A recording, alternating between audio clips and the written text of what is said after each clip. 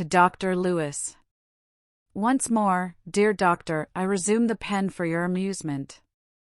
It was on the morning after our arrival that, walking out with my friend, Mr. Dennison, I could not help breaking forth into the warmest expressions of applause at the beauty of the scene, which is really enchanting, and I signified, in particular, how much I was pleased with the disposition of some detached groves, that afforded at once shelter and ornament to his habitation. When I took possession of these lands, about 22 years ago, said he, there was not a tree standing within a mile of the house, except those of an old neglected orchard, which produced nothing but leaves and moss.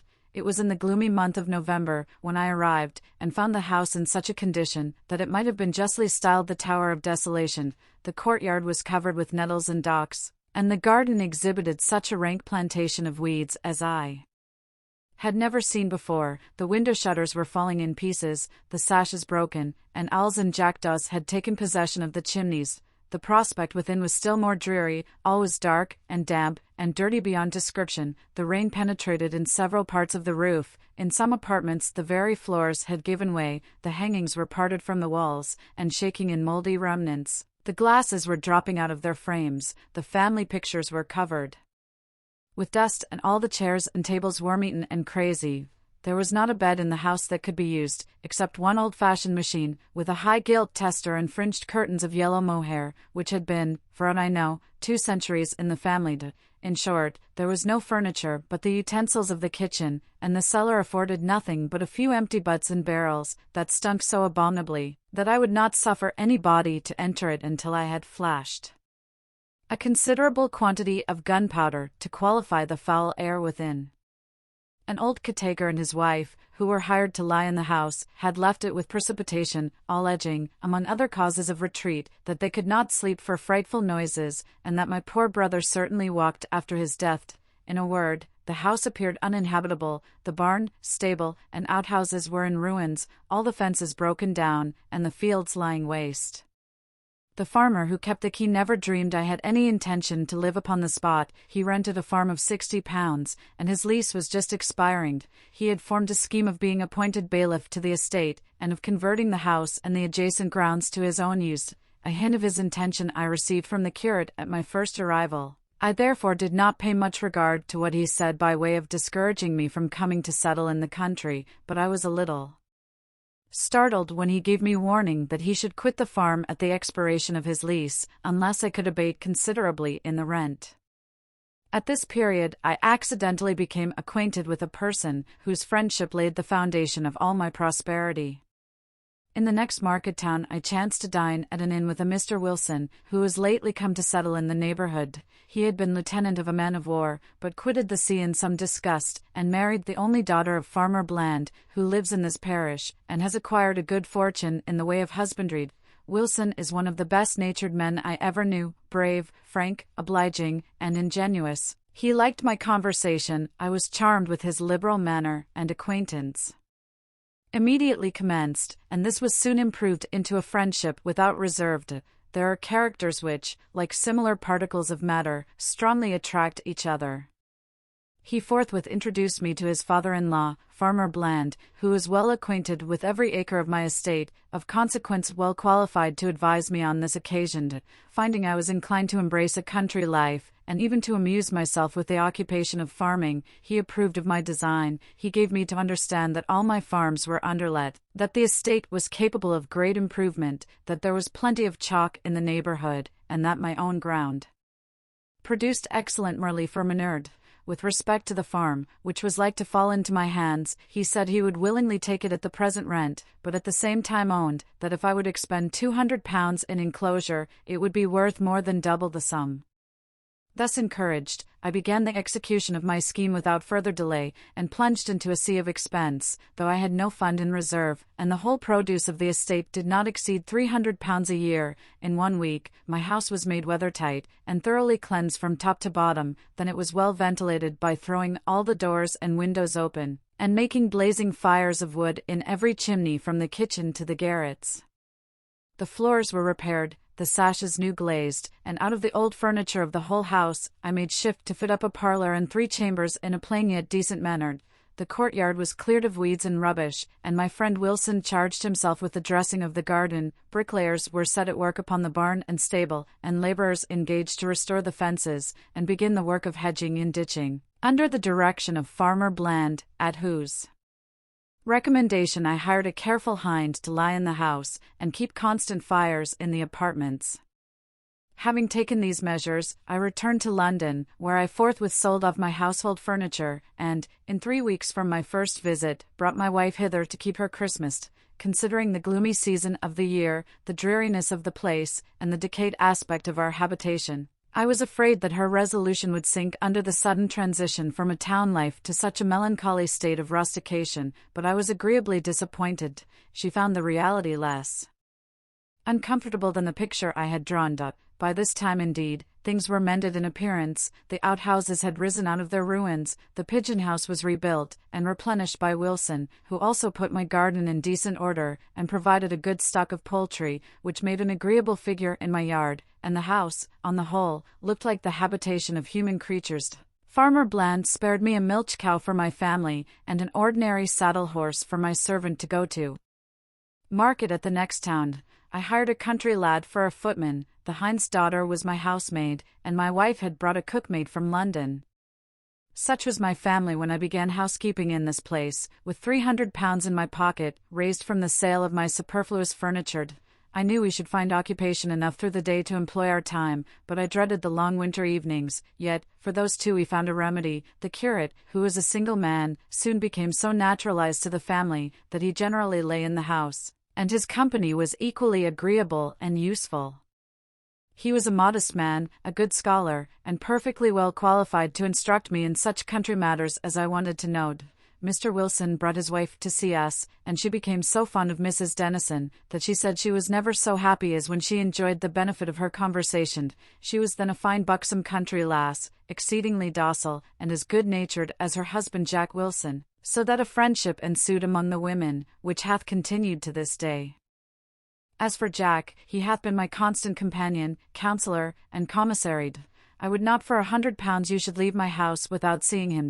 Jack is an universal genius. His talents are really astonishing. He is an excellent carpenter, joiner, and turner, and a cunning artist in iron and brass. He not only superintended my economy, but also presided over my pastimes. He taught me to brew beer, to make cider, perry, mead, usquebaugh, and plague water, to cook several outlandish delicacies, such as ollas, pepper pots, pillows, chorus, chabobs, and stuffadas. He understands all manner of games from chess down to chuck-farthing, sings a good song, plays upon the violin, and dances a hornpipe with surprising agility. He and I walked, and rode, and hunted, and fished together, without minding the vicissitudes of the weather, and I am persuaded that in a raw, moist climate, like this of England, continual exercise is as necessary as food to the preservation of the individual. In the course of 22 years, there has not been 1 hour's interruption or abatement in the friendship subsisting between Wilson's family and mine, and, what is a rare instance of good fortune, that friendship is continued to our children. His son and mine are nearly of the same age and the same disposition. They have been bred up together at the same school and college, and love each other with the warmest affection. By Wilson's means, I likewise formed an acquaintance with a sensible physician, who lives in the next market town, and his sister, an agreeable old maiden, passed the Christmas holidays at our house. Meanwhile I began my farming with great eagerness, and that very winter planted these groves that please you so much.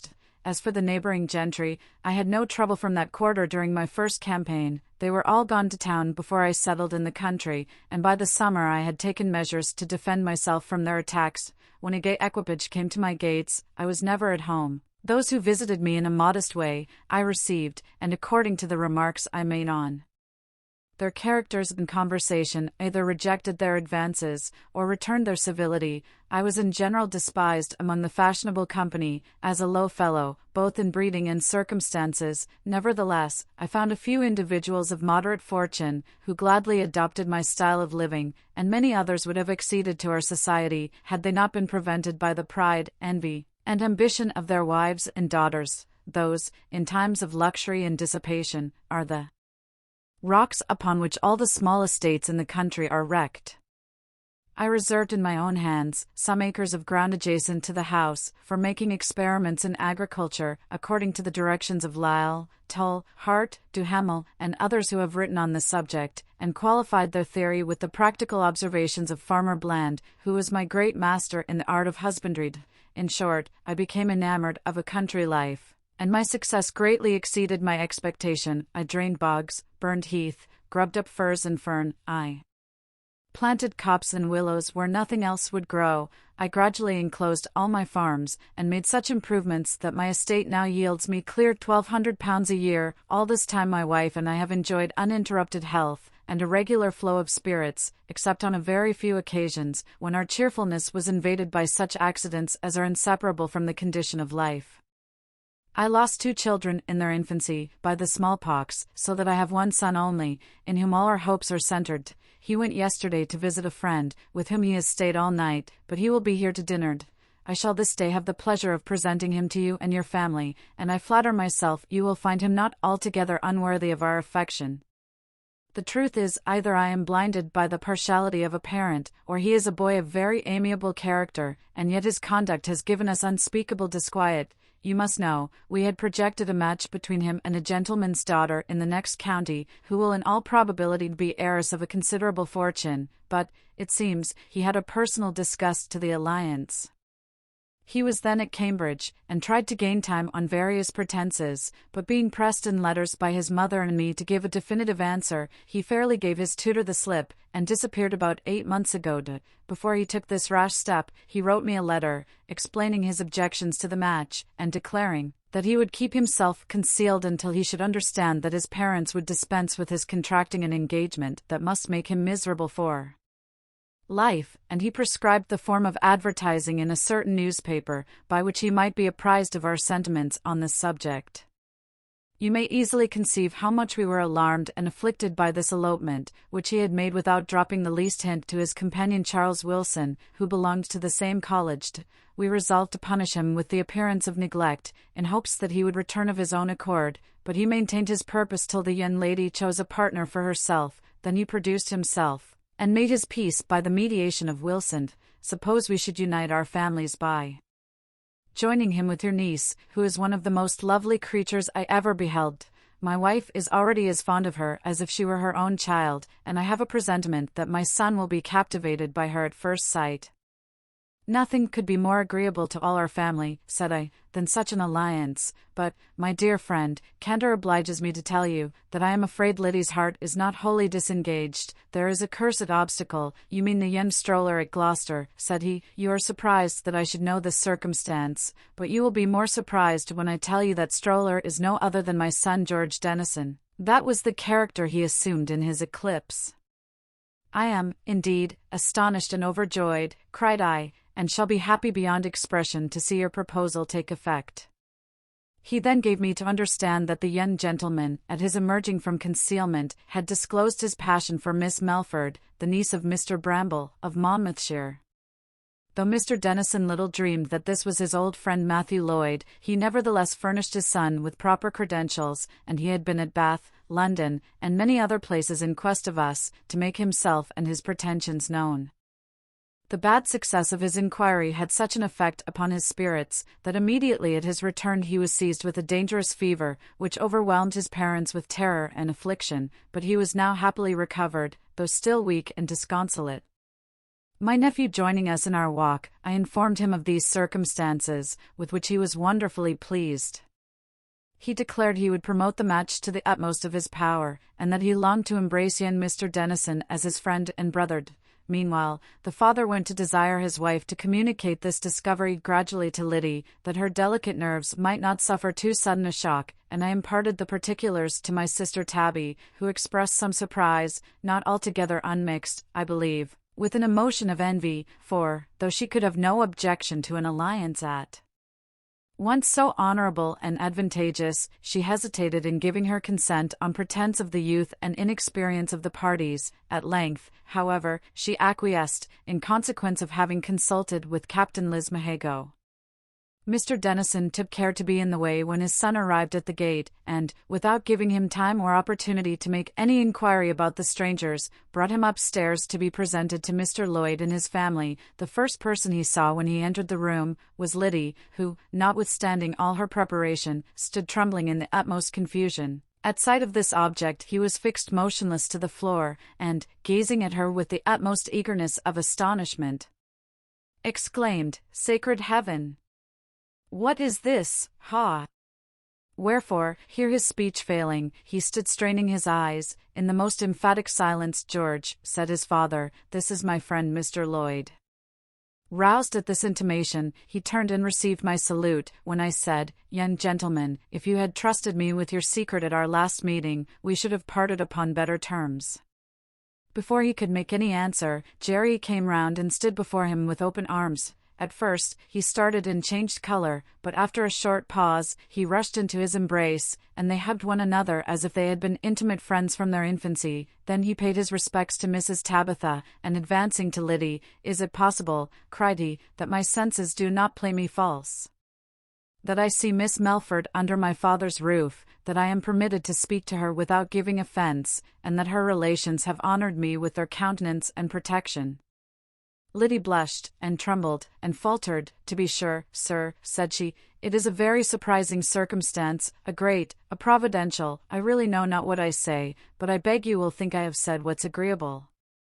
Mrs. Dennison interposing said, "Compose yourselves, my dear children. Your mutual happiness shall be our peculiar care."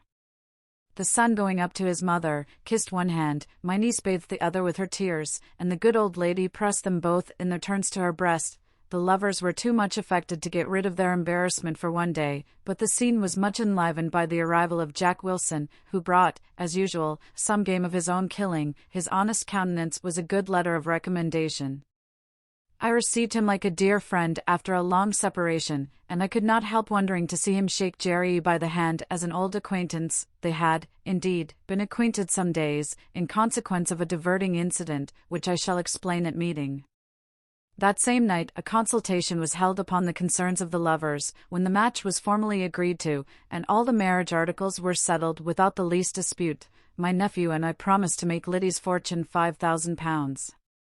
Mr. Dennison declared he would make over one half of his estate immediately to his son, and that his daughter-in-law should be secured in a jointure of 400. Tabby proposed that, considering their youth, they should undergo 1 year at least of probation before the indissoluble knot should be tied, but the young gentleman being very impatient and importunate, and the scheme implying that the young couple should live in the house, under the wings of his parents, we resolved to make them happy without further delay.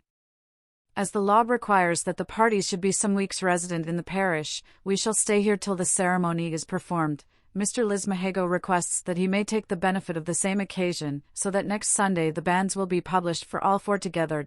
I doubt I shall not be able to pass my Christmas with you at Brambleton Hall.